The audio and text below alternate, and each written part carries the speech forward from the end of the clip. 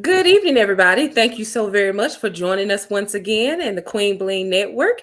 We are excited tonight to be interviewing another one of our breast cancer survivors. This has been such a blessing this month as we have interviewed those who have been through the journey and have something they would like to share.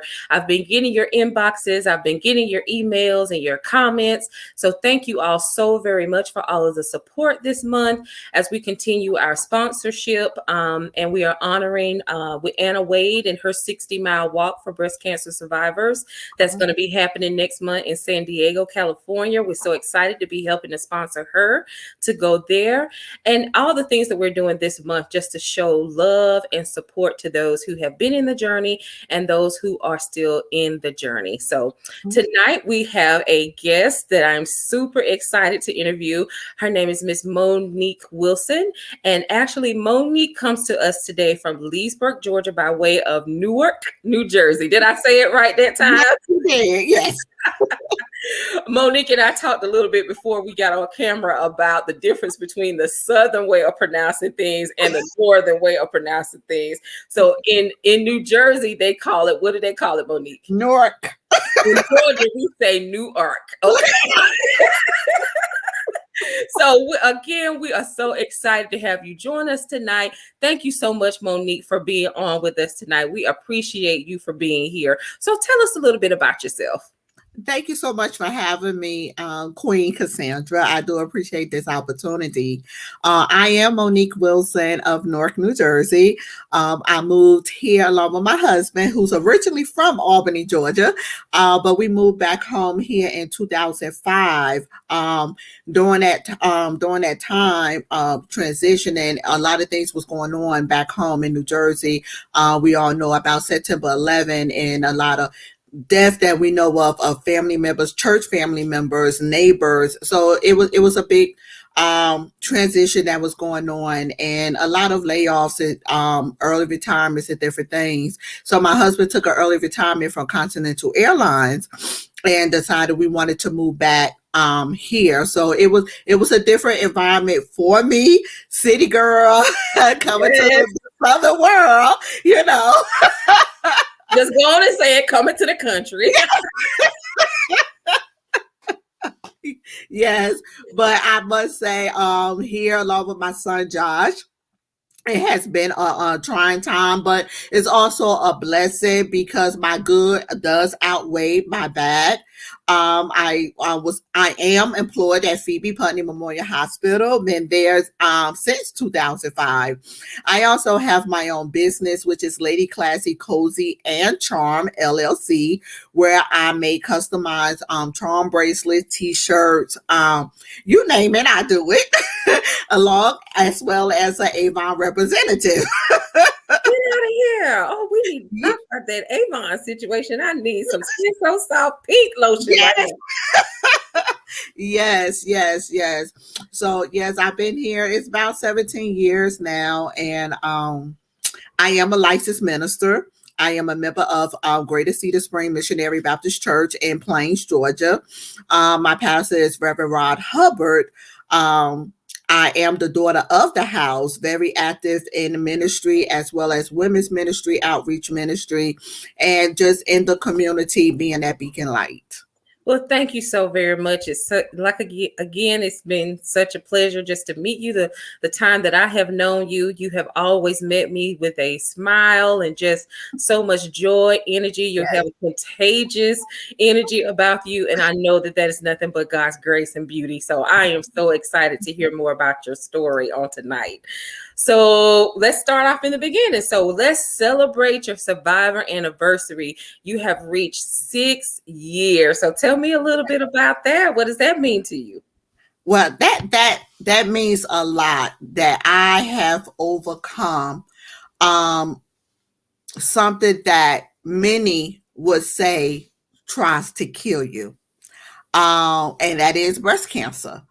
I'm the first of my family to have breast cancer on both my mother and my father's side. No one in my family had breast cancer, so I did not know where that came from. I did not know how to take that. It was July 26th, 2016. I found it myself.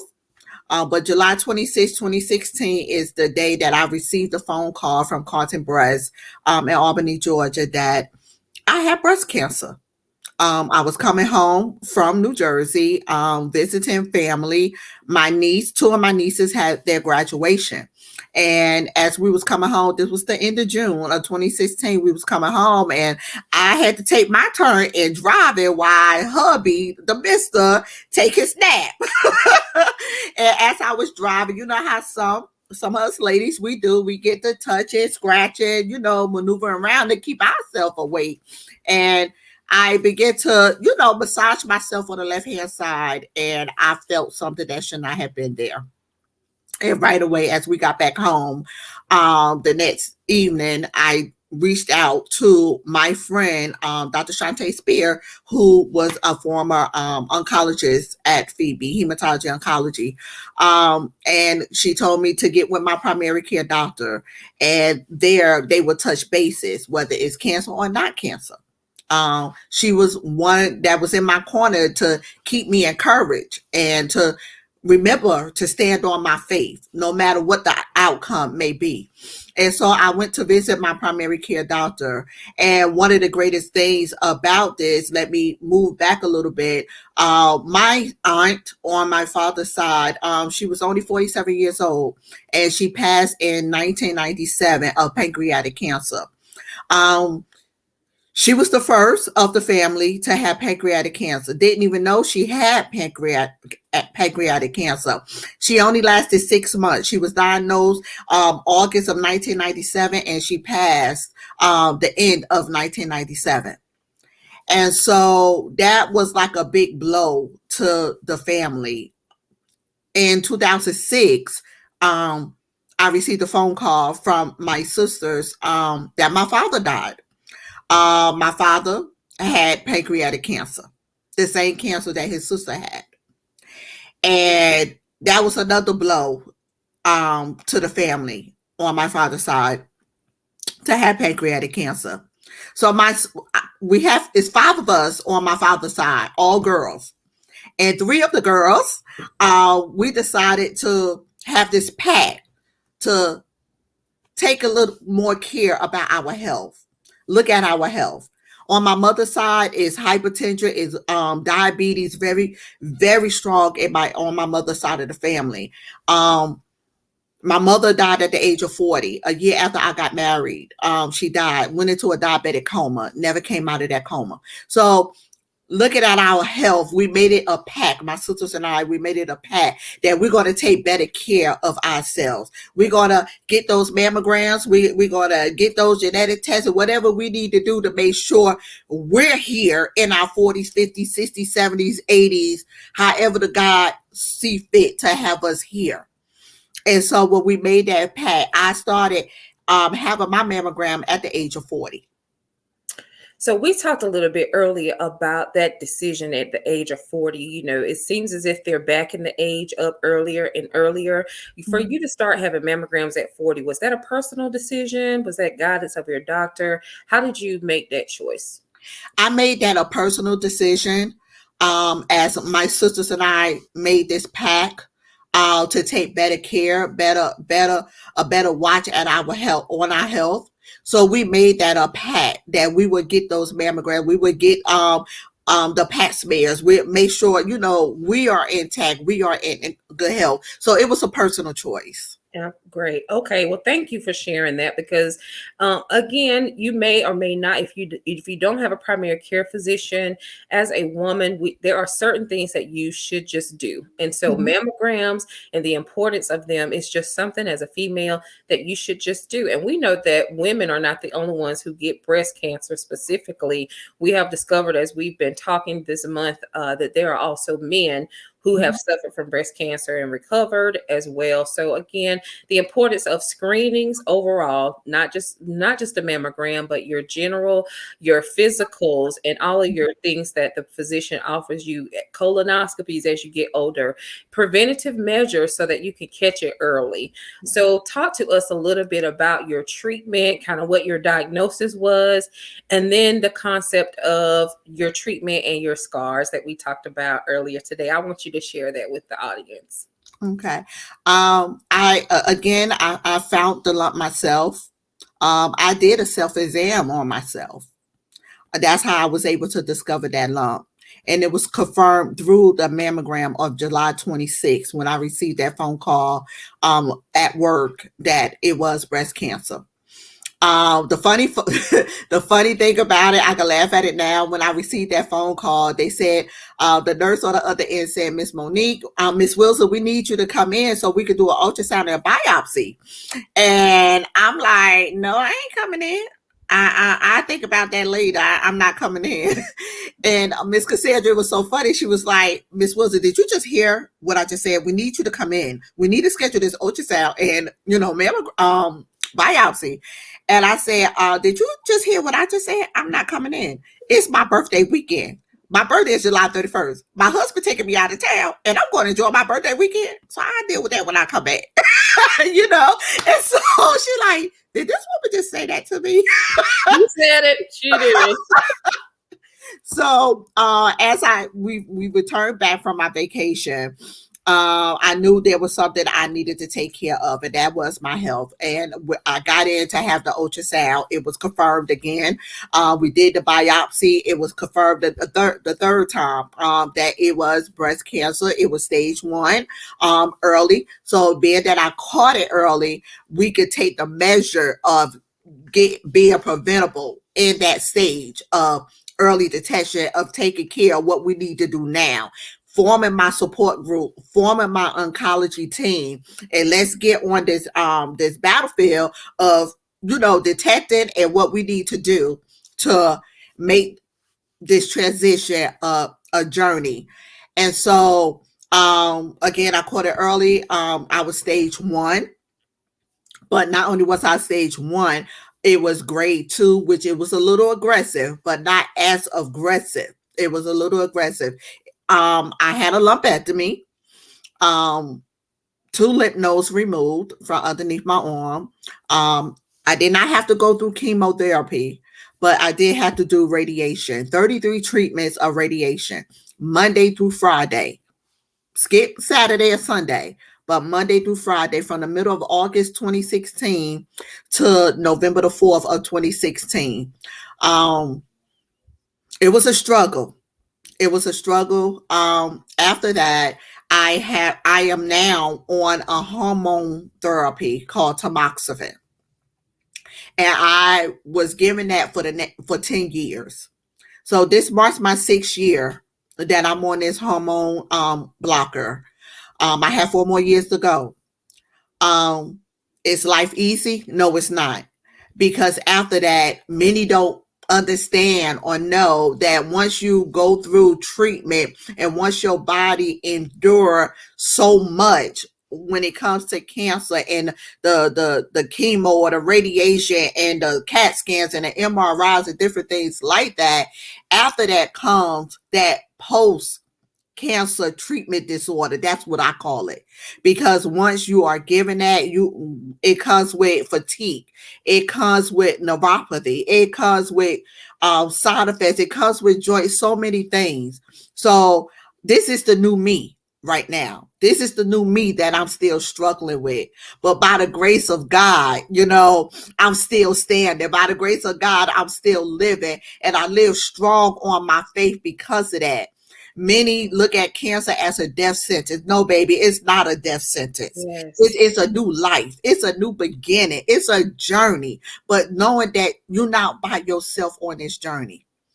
You're not by yourself on this journey. I had to embrace the scar. My breast would never be the same on my left side. I had to embrace the new me because they are not the same size. I had to embrace the indent. So when I'm taking a shower and I'm looking at myself in the mirror, I see the scars. I see the burnt. I still see the tear. So I have to embrace this is the new me now. But with that new me, I still got to have joy. Because guess what? Even though I'm the first of my family, I still have two grandbabies that is looking at me, that is watching me, that I'm an inspiration to them. And then not only that, I have women that's coming up after me, that's watching me. So what, but with the grace of God and with his mercy and with standing on his word, I have to embrace the new me.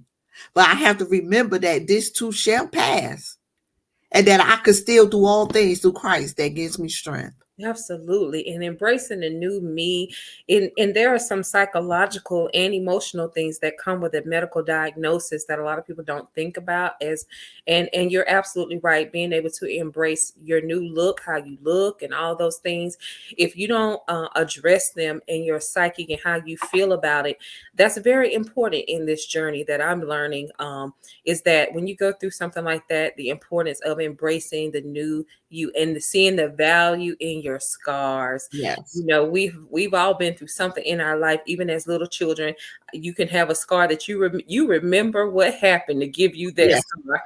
And so I am thankful that you have shared that piece of your journey with us today. And then talk to us a little bit about ringing the bell and what a celebration that was for you. How was that experience?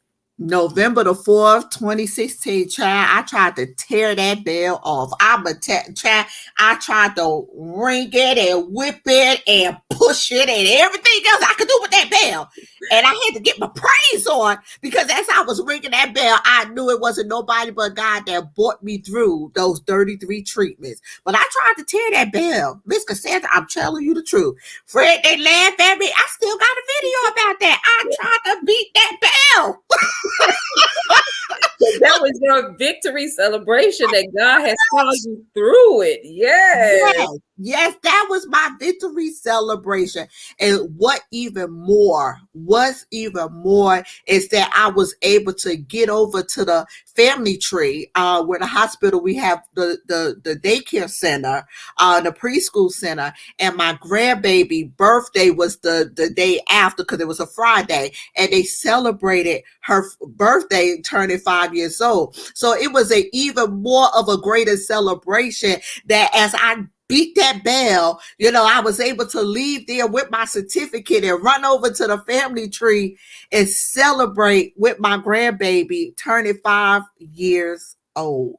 What a And that was even a celebration. greatest joy to Yeah. know that she had Mimi that was there celebrating. I did not allow my treatments to stop me from living my life. I did not allow cancer stop me from living my life, you know. And when my pastor needed me to preach the gospel, I was still there preaching the gospel, despite how my body was feeling, despite how I was facing. But I knew God had me, And and I that's the knew this. thing about it is that regardless of what you're facing, and I want whoever is watching this video today, it may be years later, it may be months later that you see this. I want you to know that timing is of essence with God. He knows what you need when you need it. And so this message tonight to you while you're watching this video is that he does not he's still a miracle worker. He's still a healer, and he will not leave you. He will not forsake you. He will walk you through. One of the things I love are the footprints in the sand that talk about in those moments when you can't carry yourself. You see that one set of footprints because the Lord God is carrying you. His son Jesus is bearing the burden and the load for you. This this cancer was nailed to the cross way back then, and his blood still has power. So I want you to understand that he is still a miracle worker, and this diagnosis does not mean death for you. He is going to see you through. Am I right, Monique? Yes, you are. Come on, somebody. Yes. And so we talked about in our prep a little bit about this art Bible. And, I've been so intrigued by the things that you ladies who are survivors of breast cancer have used to make it through your journey. So this is something that's very near and dear to you. So I want you to talk us through the art Bible, what it is, and how it helped you through your journey. Yes, when I was diagnosed, I began to, at first, I did not share with many of friends and family. But as time went on, and as I was going through my radiation treatment, I began to reach out to many of my families and many of our friends and co-workers about what I was going through. And one of my good friends gifted me this creative art Bible. This Bible has helped me not only as I went through my journey of radiation treatment, but it also helped me in my growth and my meditation time with the Lord. And in here, you draw. It's an adult Bible, and each visit, each moment, I keep this at my bedside, and I take the time to just draw in here. I'm trying to get to some of the pages because as a scripture comes on me, I just draw. Can you see right there? There you go. I will draw in with the different passages in here, and this Bible has been a keepsake, but it's also my go-to. And whenever I'm in my meditation moment, whenever I'm in my time with the Lord, even when I'm praying or just having that quiet time, I grab onto this Bible. I grab onto this Bible and I get into the Word.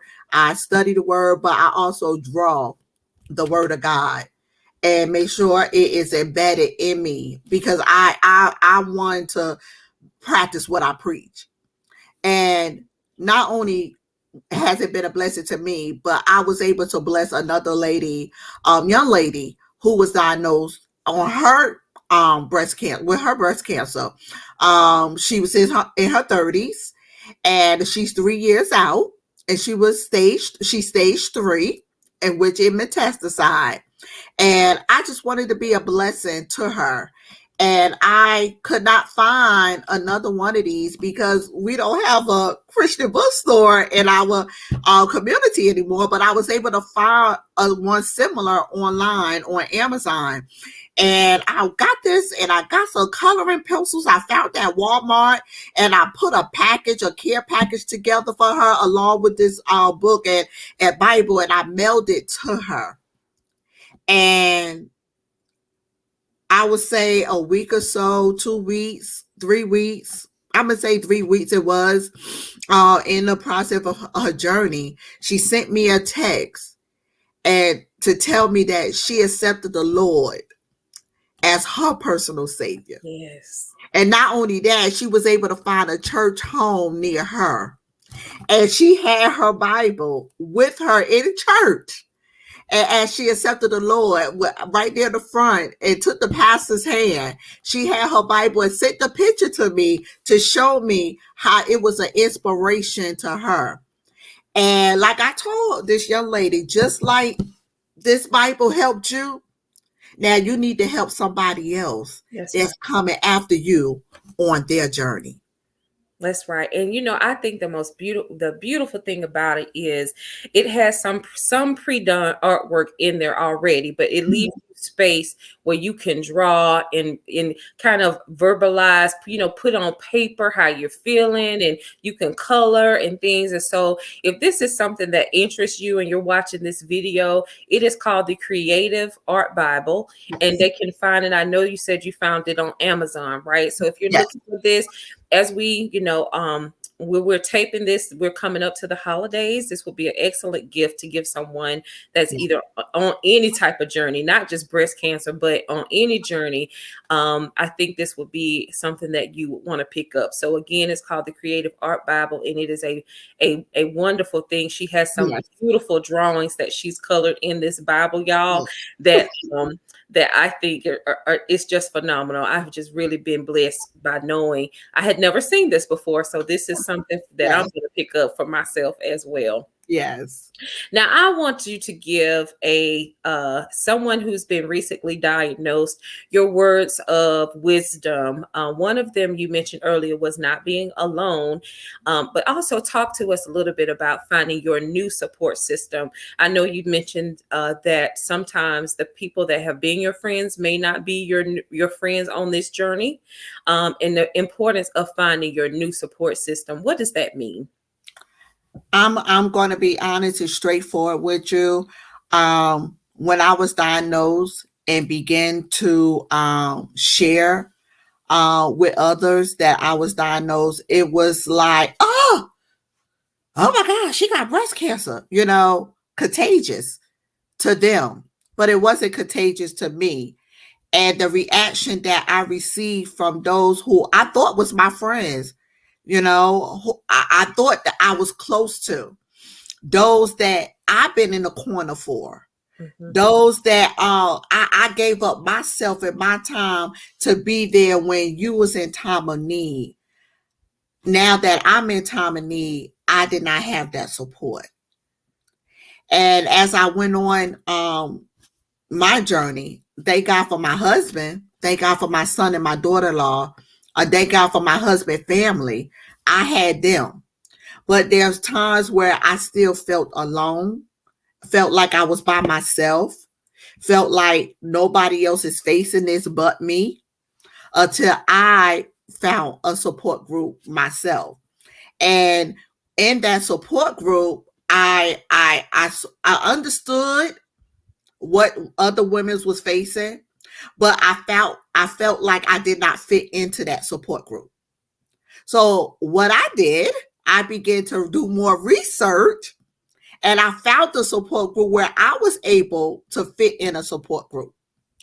And with that being said, it has been a year that I was able to create a chapter here, which is called the Sister Network of Southwest Georgia, and it's affiliated to the National Sister Network.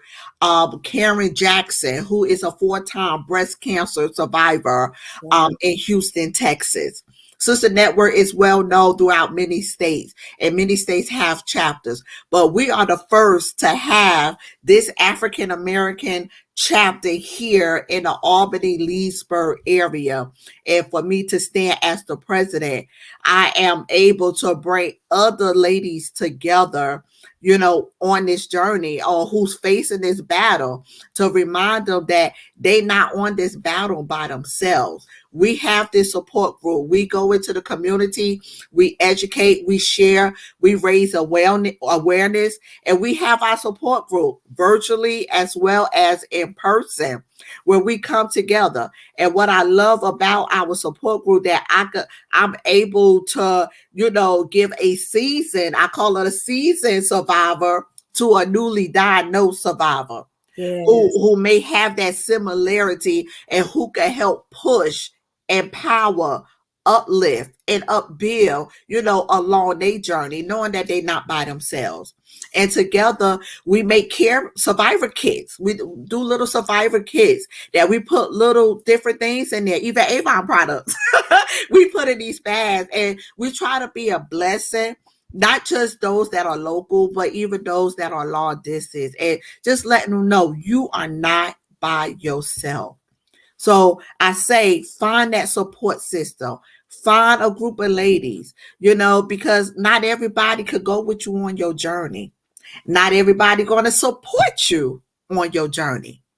But when you have that bubble of sisters that can understand each other, that can help another sister along the way, whether it's a caregiver, whether it's a next door neighbor, who may have had a family member that died of any type of cancer, they understand, and they could be that greater support to you.